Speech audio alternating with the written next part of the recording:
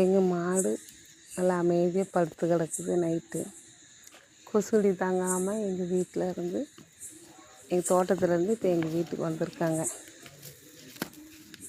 ஏண்டா கொசுகடி மழை வேறு பெய்யுதில்ல, அதனால் கொசுகடி நிறையா இருக்குது. பழைய காய்கறி சாப்பிட்றாங்க எங்கள் மாடு. படுத்து கிடந்துட்டு வந்து இப்போ தான் பழைய காய்கறி எடுத்து சாப்பிட்டுட்ருக்காங்க. சும்மா இரு. ஒருத்தர் வந்திருக்காங்க, மற்ற மாடு தான் வருவாங்க.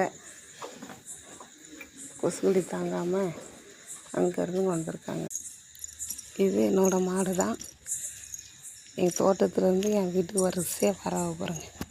ஏனோ இதே என்னோடய மாடு தான்.